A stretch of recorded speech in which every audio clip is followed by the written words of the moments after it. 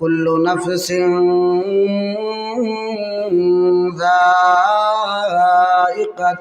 মাউত সুম্মা ইলাইনা তুরজাউন।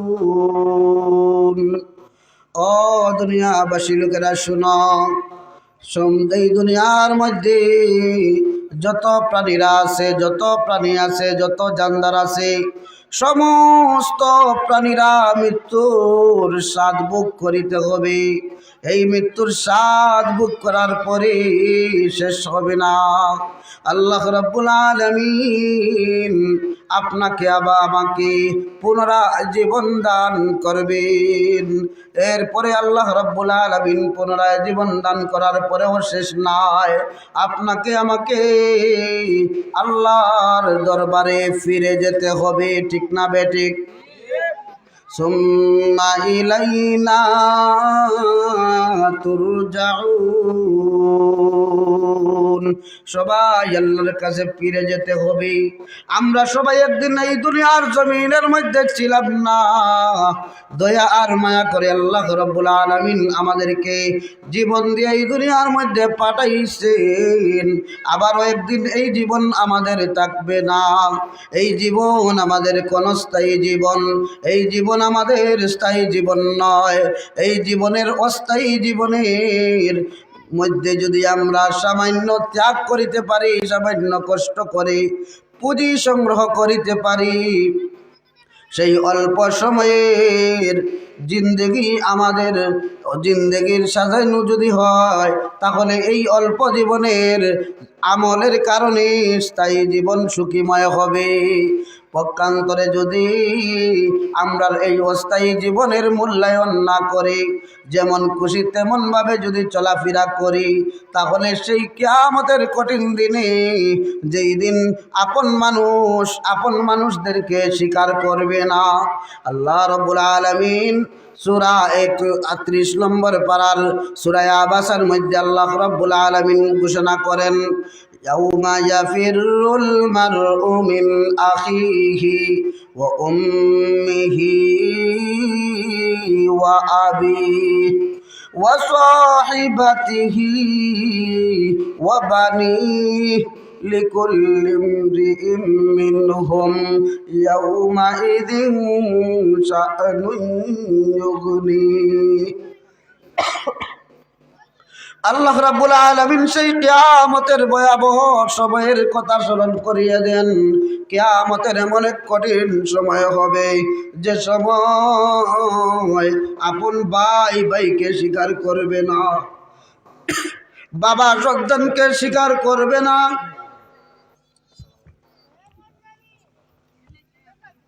মেয়ে বাবাকে স্বীকার করবে না, স্বামী স্ত্রীকে স্বীকার করবে না, স্ত্রী স্বামীকে গ্রহণ করবে না, একজন আরেকজন থেকে পলায়ন করে ফেরার হয়ে থাকবে। যখন বাবা দেখবে তার কলিজার টুকরা সন্তান এদিকে আসছে, বাবা এই পথে না গিয়া অন্য পথে যাবে। যখন দেখবে মেয়ে এইদিকে আসছে, বাবা মা এই মেয়ের সামনে পড়বে না। যখন দেখবে স্ত্রী এইদিকে আসে, স্বামী স্ত্রীর সামনে যাবে না। যখন দেখবে স্বামী এইদিকে আসে, স্ত্রী ও স্বামীর সামনে পড়বে না। ইয়াউমা ইয়াফিরুল মারউ মিন আখিহি ওয়া উম্মিহি ওয়া আবিহি ওয়া সাহিবাতিহি ওয়া বানিহি লিকুল্লি ইমরিইম মিনহুম ইয়াউমা সেই দিন প্রত্যেক মানুষ আপনজন থেকে পলায়ন করবে একটা মাত্র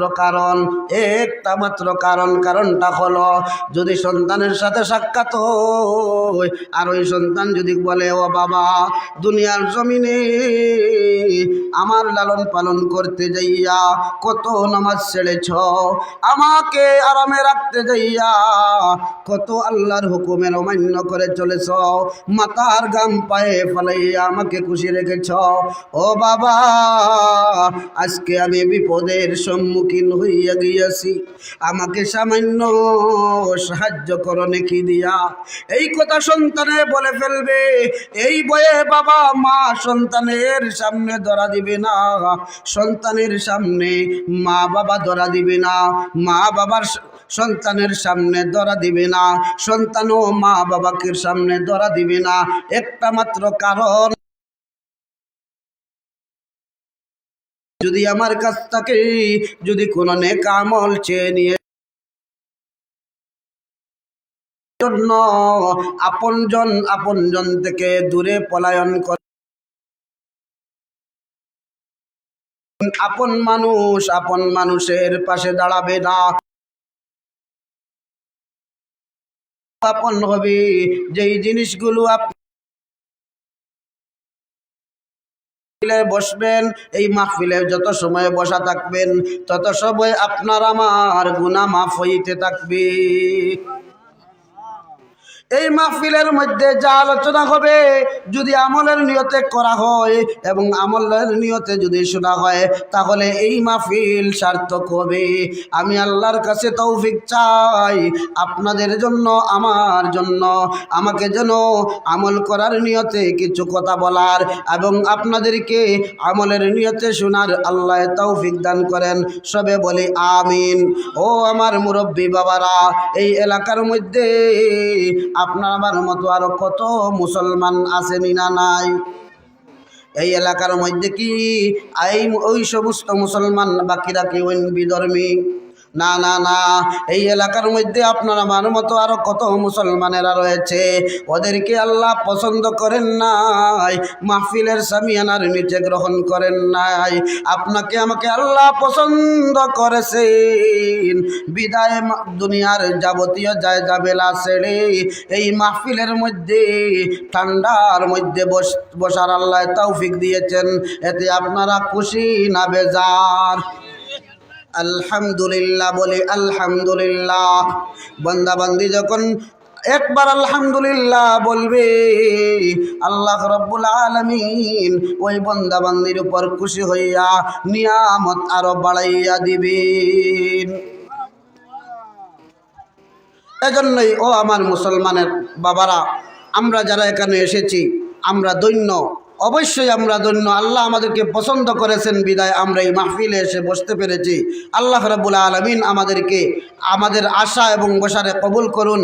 আর এর উসিলায় যেন আল্লাহ রাব্বুল আলামিন আমাদেরকে কাল কিয়ামতের ময়দানে মাফ করে দেন। সবে বলি আমিন। আমি যে আয়াত কারিমা তিলাওয়াত করেছি এই আয়াত কারিমার মধ্যে আল্লাহ রাব্বুল আলামিন স্মরণ করাইয়া দেন, ও দুনিয়াবাসী মানুষেরা, তোমরা এই দুনিয়ার জমিনের মধ্যে যত প্রাণী আমি প্রেরণ করেছি সমস্ত প্রাণীরা মৃত্যুর স্বাদ ভোগ করতে হবে। এই কথা যার অন্তরের মধ্যে সদা সর্বদা থাকবে সে কি কখনো নাফরমানির মধ্যে জড়িত হবে? হওয়ার কোনো সম্ভাবনা নাই। আল্লাহ রাব্বুল আলামিন আপনার আমার প্রত্যেকের অন্তরের মধ্যে সদা সর্বদা মৌতের কথা স্মরণ করার আল্লাহ রাব্বুল আলামিন তৌফিক দান করেন।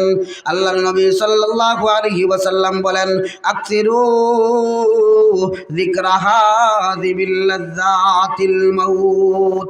ও আমার উম্মতেরা, তোমরা বেশি বেশি করে মৌতের কথা স্মরণ করো। কেন না জানোনি? মৌতের কথা যার স্মরণে থাকবে, এই মৌতের কথা স্মরণে যদি থাকে তাহলে ওই মানুষটা আল্লাহর আর নাফরমানি করতে পারে না। আল্লাহর নাফরমানি থেকে আপনি আমি বাঁচতে হলে মৌতের কথা সবসময় স্মরণে রাখতে হবে। কেন মৌতের কথা স্মরণ রাখবো? কারণ দুনিয়ার মধ্যে যত কিছু আছে আল্লাহ রাব্বুল আলামিন থেকে নিয়ে দুনিয়ার যত মখলুকাত আছে, আল্লাহ রাব্বুল আলামিন হলেন খালিক, আর আল্লাহ রাব্বুল আলামিন যা সৃষ্টি করেছেন সব কিছু হচ্ছে মখলুক। আল্লাহ এবং মখলুকাতের মধ্যে যা কিছু আছে সব বিষয় নিয়ে মানুষের মধ্যে মতানৈক্য আছে, বিভক্তি আছে, বিভিন্ন ধরনের মন্তব্য আছে। মুসলমান যারা, ইমানদার যারা, তারা বিশ্বাস করে আল্লাহ একজন। খ্রিস্টানরা তারা মনে করে আল্লাহ একজন নয়, আল্লাহ হলেন তিনজন। খুব বলেন নাউজুবিল্লাহ।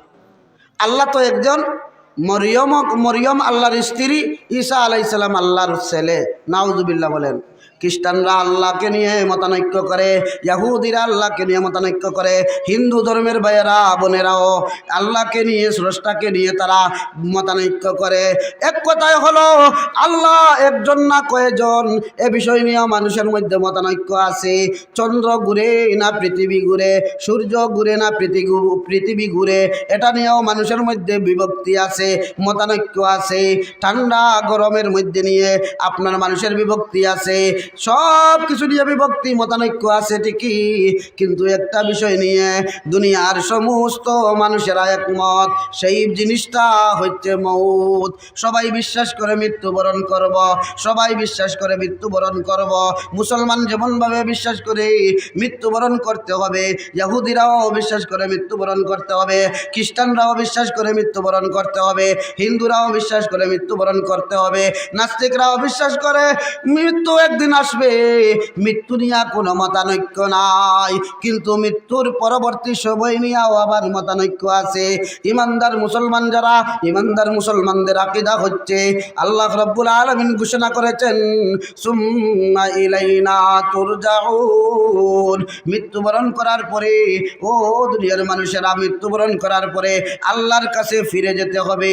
অন্য এক আয়াতের মধ্যে আল্লাহ রাব্বুল আলামিন বলেন কাইফা তাকফুরুনা বিল্লাহি ওয়া কুনতুম আমওয়াতান ফাহইয়াকুম সুম্মা ইউমীতুকুম সুম্মা ইউহয়িকুম সুম্মা ইলাইহি তুরজাউন। ও দুনিয়ার মানুষেরা, কেমন করে তোমরা আল্লাহর নাফরমানি করো? কাইফা তাকফুরুনা বিল্লাহ, ও দুনিয়ার মানুষেরা, কেমন করে তোমরা আল্লাহর নাফরমানি করো? ও কুনতুম আমওয়াতা, অথচ তোমরা একদিন এই দুনিয়ার মধ্যে ছিলে না, মৃত ছিলে, নিষ্প্রাণ অবস্থায় ছিলে, তোমাদের নাম নিশানা এই দুনিয়ার জমিনে একদিন ছিল না। আমি আল্লাহ রাব্বুল আলামিন দয়া করে মায়া করে এই দুনিয়ার মধ্যে তোমাদের অস্তিত্ব দান করেছি, তোমাদের জীবন দান করেছি। অনিশ্চিত্ত থেকে আমি আল্লাহ রাব্বুল আলামিন তোমাদেরকে অস্তিত্ব দান করলাম। এই জীবন পাইয়া তোমরা কেমন করে আল্লাহ রাব্বুল আলামিনের নাফরমানি করো? এই জীবন কিন্তু থাকবে না। যে জীবন পাইয়া তোমরা আজ আল্লাহর নাফরমানি করছ, সুদ খাচ্ছ, সুদ দিচ্ছ, সুদের সাক্ষী বনছ, সুদের লেখক বনছ, জেনে রাখো, জেনে রাখো ও দুনিয়ার মানুষেরা, একদিন তো তোমরা এই দুনিয়ার জমিনের মধ্যে চিনে না। আমি আল্লাহ মায়া দয়া করে তোমাদের জীবন দান করলাম, এই জীবন আবার স্থায়ীভাবে থাকবে না। এই জীবন আমি আল্লাহ তোমাদেরকে কেড়ে নিয়ে নিব। ফাইদা জা আজালুহুম লা ইস্তাখিরুনা সাআতাও ওয়ালা ইস্তাকদিমুন। রব্বুল আলামিন বলেন, প্রত্যেক মানুষকে আমি নির্ধারিত করে একটা জীবন দিয়ে, প্রতিটি মানুষকে নির্ধারিত একটা সময় নির্ধারণ করে রেখে দিয়েছি। সুনির্দিষ্ট সময় এসে গেলে এই মানুষটি আর কাল বিলম্ব করবে না, মুহূর্তের জন্য তাকে অবকাশ দেওয়া হবে না।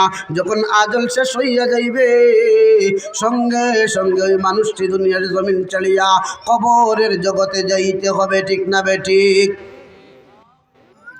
এজন্যই ও মুসলমানেরা, কিসের এত বাহাদুরি? আপনার আমার মতো কত মানুষ এই দুনিয়ার জমিনে ছিল। অনেক মানুষ আছে বাড়ি ঘর বিল্ডিং অট্টালিকা বানিয়েছে, কিন্তু তার বাড়িঘর বাড়ির জায়গার মধ্যে পড়ে আছে। ওই বাড়ির মালিক কিন্তু কবরের মধ্যে।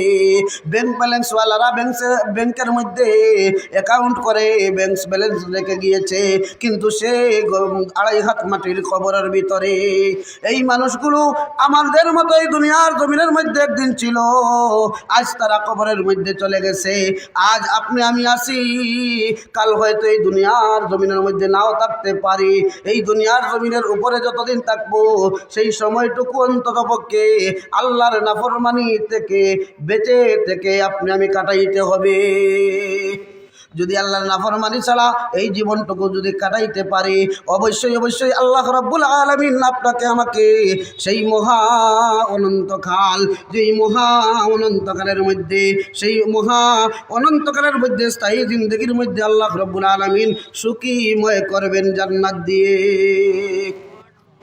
এই জীবন আপনার আমার এই ক্ষণস্থায়ী জীবন, এই জীবনের কোনো গ্যারান্টি নাই। সবাই আমরা একমত, এই জীবনের গ্যারান্টি আছে? নাই, সবাই একমত এই জীবনের কোনো গ্যারান্টি নাই। সুতরাং এই জীবনে যা কামাই করব তারও কোনো গ্যারান্টি নাই। আপনি আমি এই জীবনের মধ্যে যা সংগ্রহ করব আল্লাহর হুকুম আহকাম পালনের মাধ্যমে নবীর সুন্নাহ মতো জীবনযাপন যা করব তাই আপনার আমার ফায়দা দিবে। আপনি আমি আল্লাহকে খুশি করার জন্য যদি 2 টাকা আল্লাহর রাস্তায় দান করি, ওই 2 টাকা কিন্তু কাল কিয়ামতের দিন আপনার আমার আপন হবে, ঠিক না বেঠিক? আর যদি আপনি আমি যা মাল উপার্জন করেছি তা যদি রক্ষিত অবস্থায় সংরক্ষণ করে রেখে যাই, তাহলে ওই সম্পত্তিটুকু আমি আপনি মরার সঙ্গে সঙ্গে আর আপনার আমার থাকবে না। আমার সঞ্চিত সম্পদগুলো মরার সঙ্গে সঙ্গে আমার ওয়ারিসদের হয়ে যাবে। কিন্তু আমার জীবন থাকাকালীন সময়ে যদি আমি আল্লাহকে খুশি করার জন্য জান্নাতে যাওয়ার আশায় যদি আল্লাহকে খুশি করার জন্য আল্লাহর রাস্তায় যদি কিছু দান দক্ষিণা করে যাই, মসজিদের মধ্যে দিয়ে যাই, মাদ্রাসার মধ্যে দিয়ে যাই, এতিম মিসকিনকে দিয়ে যাই, তাহলে ওই সদকা ওই দান খয়রাতগুলো কাল কিয়ামতের কঠিন ময়দানে আপনার আমার আপন হবে, ঠিক না? এজন্যই আমরা সময়ের কদর করব। অনেক টাকা কামাই করলাম এই জীবনে, কত টাকা আপনি আমি নিজের জন্য বরাদ্দ রাখলাম আল্লাহর ওয়াস্তে দিয়ে, এটা একটু ফিকির করবেন। এই যে মাহফিল হয়েছে, এই যে ফিঙ্গাল হয়েছে, মাইক এসেছে, আরও এভরিথিং অনেক খরচ আছে, এইগুলো বহন করতে হলে অনেক কিছুর দরকার আছে না? আছে।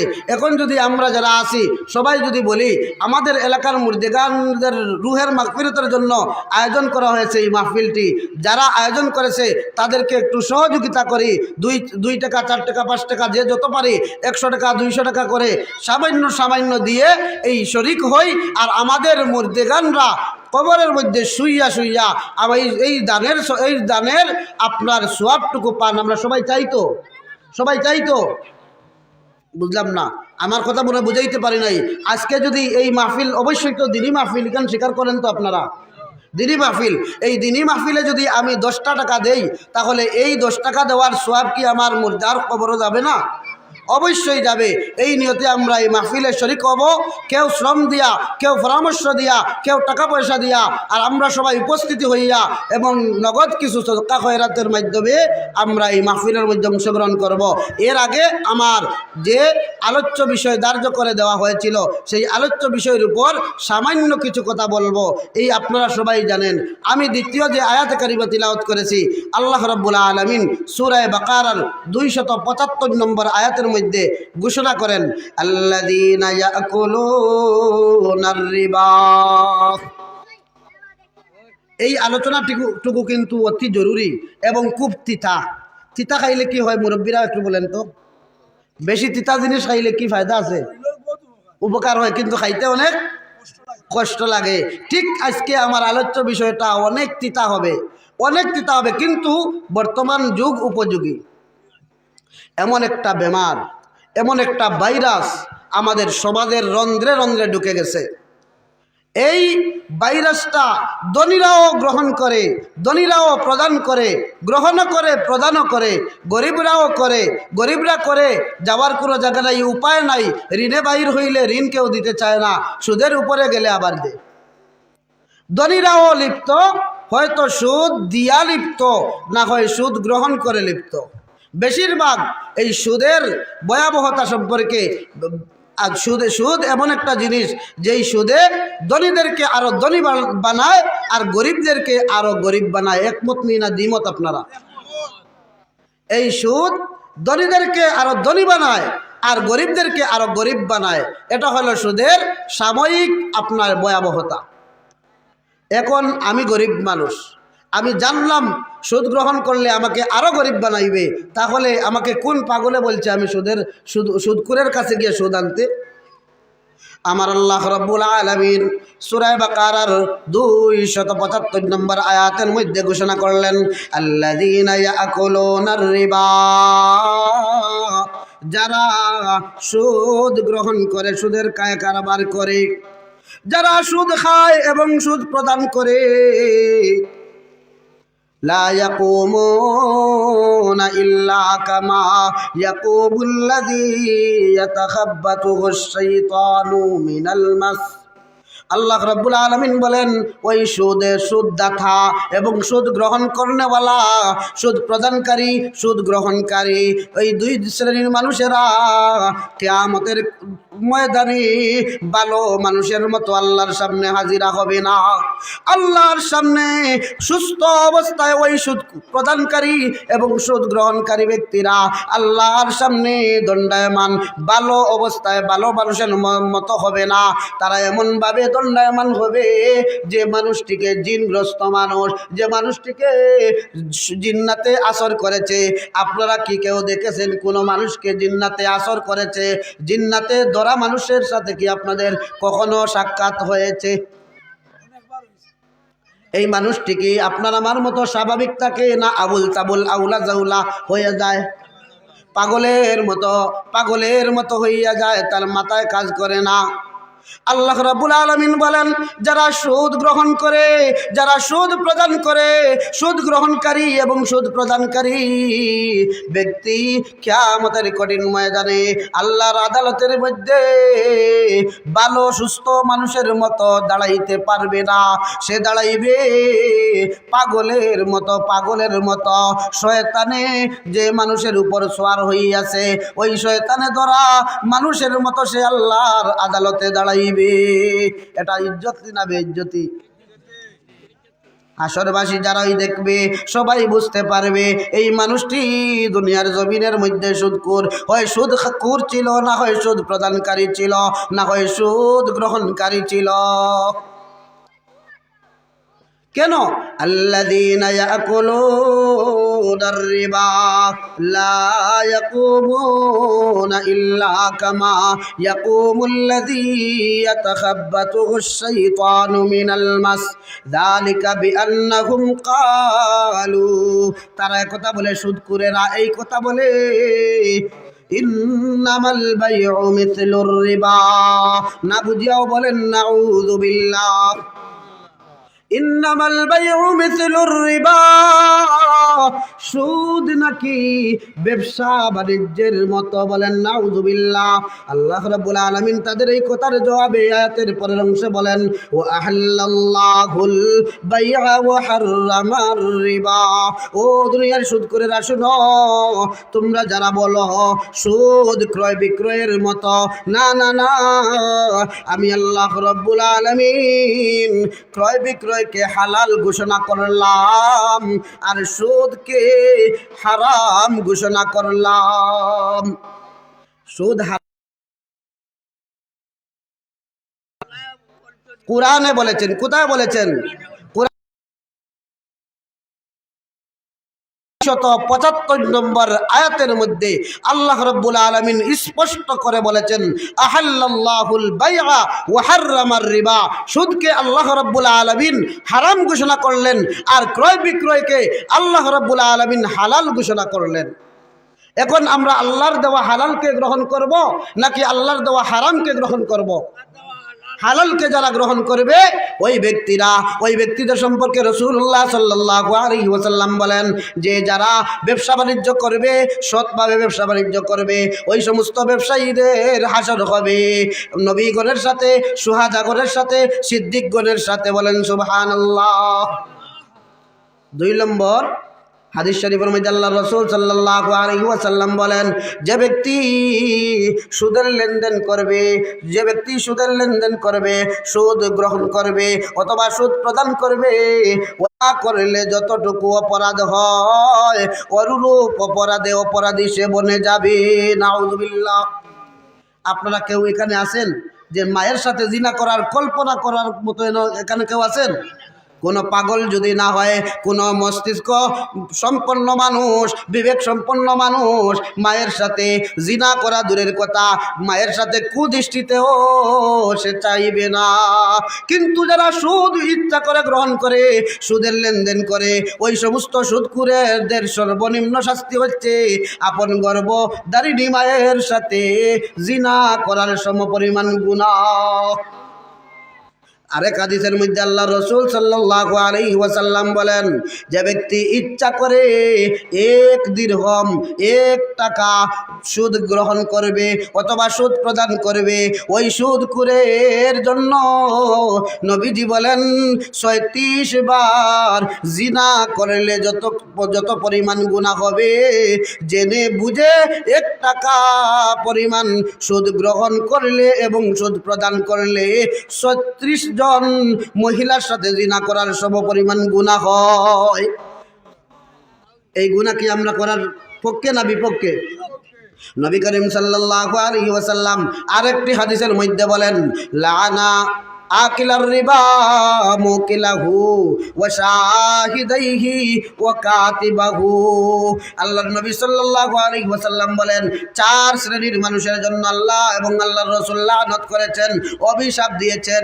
আকিলার রিবা, যারা সুদ গ্রহণ করে, যারা সুদ খায়। মুকিলাহু, যারা সুদ আপনার যারা সুদ খায় এবং সুদ গ্রহণ করে, সুদ দেয় এবং সুদ প্রদানকারী এবং সুদ গ্রহণকারী, সুদ প্রদানকারী এবং সুদ গ্রহণকারী এবং সুদের লেখক। কিছু কিছু জায়গার মধ্যে বেটা টেকাওয়ালা লেখাপড়া জানে না, সুদের লেনদেন করার লাগি আয় বেটা বাঁচি যায় সাঁতার ওখানটা লেখিয়া দে ও বাতি যায় ইয়াদের লেখিসইন, এই লেখক অপরাধী সমান। ও কাতিবাহু, সুদের লেনদেনের লেখক যেই নইবা এই সমান অপরাধী। 4 নম্বর হইল কি, সুদ যেন লেনদেন আপনি আমি সুদের লেনদেন করি আর সাক্ষীর দরকার, যে তাই সাক্ষীও বনবা এই তাই সমান অপরাধী। সুদ গ্রহণকারী, সুদ প্রদানকারী, সুদের লেখক, সুদের সাক্ষী, 4 শ্রেণীর মানুষের জন্য আল্লাহ এবং আল্লাহর রসুল অভিশাপ দিয়েছেন। 3টা হাদিস বললাম। এই সুদগুলো আরেকটি হাদিস মনে হইল, আল্লাহর রাসূল সাল্লাল্লাহু আলাইহি ওয়াসাল্লাম ফরমান, আমি যখন মেরাজের মধ্যে যাই, মেরাজের মধ্যে যাওয়ার পরে আমাকে জান্নাত জাহান্নাম দেখানো হয়। জাহান্নাম যখন দেখানো হয়, জাহান্নামীদের মধ্যে এক শ্রেণীর মানুষকে আমি দেখলাম, ওই মানুষগুলোর পেট বিশাল বিশাল গোরের মতো ফুলা, বিশাল বিশাল গোরের মতো বড়, আর এই পেটের ভিতরে বড় বড় সাপ খালি তাকে কি করতে কিলবিল করিতেছে, তাকে দংশন করিতেছে। জিজ্ঞাসা করলাম, ও জিবরিল, ওই ব্যক্তিটিকে? জিবরিল আমিন নবীজিকে জানিয়ে দিলেন, ও আল্লাহর হাবিব, ওই ব্যক্তি আপনার ওই উম্মত যে দুনিয়ার জমিন সুদ প্রদান করেছে এবং সুদ খেয়েছে। এই 4টা হাদিস আপনাদেরকে শোনাইলাম। আল্লাহ রাব্বুল আলামিন আমাদেরকে মানার হলে একটাই যথেষ্ট। আল্লাহ রাব্বুল আলামিন কুরআনুল কারীমের মধ্যে শক্ত আরেকটি কথা বলেছেন, যারা এই সুদের লেনদেন এত কিছু বলার পরে যারা সুদের লেনদেন করব, ফামান আদা ফাউলাইকা আসহাবুন নার হুম ফিহা খালিদুন। এই সুদের ভয়াবহতা সুদার বাদেও যারা সুদের মধ্যে লিপ্ত থাকবে, ওই সমস্ত মানুষ চিরকালীন জাহান্নামী। এরপরে আল্লাহ রাব্বুল আলামিন দুনিয়ার জন্য আরেকটি ওপেন চ্যালেঞ্জ দিয়ে দিয়েছেন, ও সুদখোরেরা শোনো, তোমরা যারা সুদ প্রদান করো, তোমরা যারা সুদ গ্রহণ করো, শুনে রাখো, যদি তোমরা এত কিছু বলার বাদেও আল্লাহর কোরআনের আয়াত যদি অমান্য করে, আল্লাহর হুকুমের অমান্য করে সুদের মধ্যে লিপ্ত হয়ে যাও, শুনে রাখো আমি আল্লাহ এবং আমার রসুলের সাথে তোমরা যুদ্ধের জন্য প্রস্তুত হয়ে যাও। বলেন নাউযুবিল্লাহ। আল্লাহ ওপেন চ্যালেঞ্জ দিয়েছেন, আল্লাহ ও তার রসুলের সাথে যুদ্ধ ঘোষণা করলেন। কাদেরকে? সুদখোরদেরকে, সুদ গ্রহণকারী এবং সুদ প্রদানকারীদেরকে ওপেন চ্যালেঞ্জ দিলেন আল্লাহ, তোমরা আমি আল্লাহ এবং রসুলের জন্য যুদ্ধ ঘোষণা করো। যুদ্ধ ঘোষণা যারা করতে চায় আল্লাহ এবং রসুলের সাথে, তারা সুদের সাথে সম্পর্ক রাখবে, আর যারা আল্লাহ এবং রসুলের মহব্বত অন্তরে রাখবে, জান্নাতে যাওয়ার আশা রাখে, তারা সুদের লেনদেন করবে না। আমি আশা করি আমরা এই মাহফিলের মধ্যে আমরা যারা আছি, কেউ যেন এই কারবারের সাথে লিপ্ত না হই। ইনশাআল্লাহ রাজি আছেন তো? এখন আমি আগে একটা প্রস্তাব দিয়েছিলাম আপনাদেরকে, এই মাহফিল আয়োজন করতে খরচ আছেন না? নাই, আছে। আপনারা সামর্থ্য অনুযায়ী আপনারা প্রত্যেকের মুর্দেগানদের রুহের মাগফিরাতের জন্য প্রত্যেকে যত আছে সামান্য এতে 5 টাকা হোক, পরিমাণ আমি চাই না, আপনাদের পরিমাণ চাই না। আপনারা হয়তো প্রস্তুত হিসাবে আসছেন শুধু ওয়াজ শোনার জন্য। যার পকেটে যত আছে, একটা বিড়ি কিনতে হলে তো 5-7 টাকাও ছাড়া আপনার একটা ডারবি পাওয়া যায় না। এই জন্য ও যুবক ভাইয়েরা যারা আছেন, আপনারা এই মাহফিলকে আপনারা গ্রহণ করেন। আগামীতেও এই মাহফিল হবে ইনশাআল্লাহ, আপনারা সবাই সহযোগিতা করবেন। কিন্তু আমার একটা দাবি, আমি জকিগঞ্জ থেকে এসেছি, আর একটা দাবি আপনাদেরকে রেখেছি, যে যত পারেন নগদ অবস্থায়, যে যত পারেন মুর্দেগান, আমার বাবা আমার জন্য কত কষ্ট করলেন, আমার মা আমার জন্য কত কষ্ট করলেন, আজ মা আমার কবরে, বাবা আমার কবরে, আমার বাবার জন্য মার জন্য আমি কি করছি, এক সুযোগ যখন এসেছে এই কানের মধ্যে সামান্য সদকা করেন, মা বাবার রূহ খুশ হবে আপনার আমার উপরে। আলহামদুলিল্লাহ, আমানের আম্মা 110 টাকা সদকা করেছেন।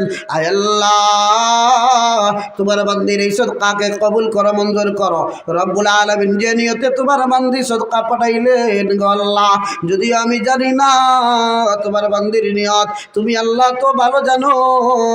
তোমার বান্দির যত নেক মাকাসিদ আছে সম্পূর্ণ মাকাসিদ গুলোরে পরিপূর্ণ করে দাও, খানদানের মধ্যে গানদের মাফ করে দাও, আরেওয়ালা বিপদ আপদ থেকে তোমার বান্দিকে হেফাজত রাখো, আমিন।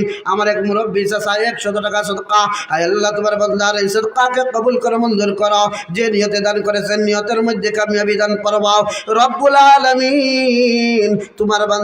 তোমার বান্দার খানদানের জামিয়া মুর্দেগানদের মাফ করে দাও, আয় আল্লাহ তোমার বান্দার নেক হায়াত বাড়াইয়া দাও। আরো অনেক সদকা আছে, সবাই শরীক হয়েছেন। আসমান দাদা 100 টাকা সদকা করেছেন, আয় আল্লাহ সদকারে কবুল করো, মঞ্জুর করো। এই সদকার উসিলায় মুর্দেগানদের মাফ করে দাও, তোমার বান্দার নেক হায়াত বাড়াইয়া দাও, আয় আল্লাহ। বরকতওয়ালা মাসে, বরকতওয়ালা মাহফিলে তোমার বান্দারা তোমাকে খুশি করার জন্য, মুর্দেগানদের রূহের মাগফিরাতের জন্য দিল খুলে সহযোগিতা করতেছেন মওলা। তুমি তোমার বান্দা বান্দীদের এই সদকাকে কবুল করে সবার মুর্দেগানদের মাফ করে দাও। বিশেষ করে তোমার বান্দা আসমান উদ্দিনের, আয় আল্লাহ খানদানের মুর্দেগানদের মাফ করে দাও। মা বোনেরা পরবর্তী বক্তারা আছেন, ওনাদের সময় দিয়ে দিবেন। আরো একজন অসুস্থ ব্যক্তি 100 টাকা সদকা করেছেন। আল্লাহর নবী বলেন, সদকাতু তারুদ্দুল বালা, সদকা খয়রাত করলে বলা মুসিবত দূর হয়। অসুস্থ হলে ডাক্তারের কাছে যাওয়ার পরে শুধু ডাক্তারের সামান্য 2-4 লাইন লেখে তাকে ভিজিট দেওয়া লাগে 800 টাকা, 1000 টাকা, সারাদিন চলে যায় সিরিয়াল আনতে।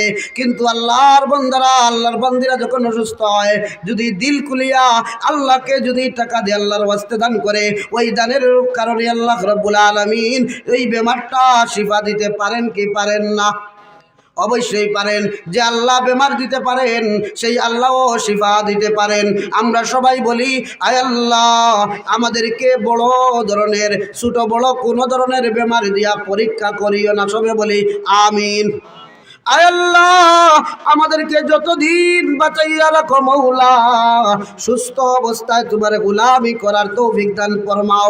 আয় আল্লাহ যে মাসগুলো আসলে, রজব মাস আসলে তোমার হাবিবে বেশি বেশি দোয়া করতেন, আল্লাহুম্মা বারিক লানা ফি রজব ওয়া শাবান ওয়া বাল্লিগনা রমাদান। শাবান মাস চলে গেছে, আয় আল্লাহ শাবান মাসের বরকত, রজব মাস চলে গেছে, রজব মাসের বরকত দান ফরমাও। আয় আল্লাহ শাবান মাসও চলে যাচ্ছে, সামান্য কিছুদিন রয়েছে, শাবান মাসের পরিপূর্ণ বরকত দাও। আর রমজান পর্যন্ত সুস্থ অবস্থায় আমাদেরকে পৌঁছাইয়া দাও, সবে বলি আমিন। আমার আর সময় নেই, সামনে এশার নামাজ, অন্যান্য বক্তারা আছেন, সবাই আইয়া ওয়াজ করবেন ইনশাআল্লাহ। আপনারা ধৈর্য ধরে শুনবেন ইনশাআল্লাহ।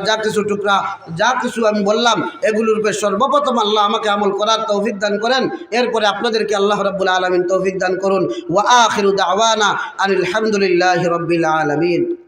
আসসালামু আলাইকুম ওয়া রাহমাতুল্লাহ। সম্মানিত উপস্থিতি, আমরা হযরত মাওলানা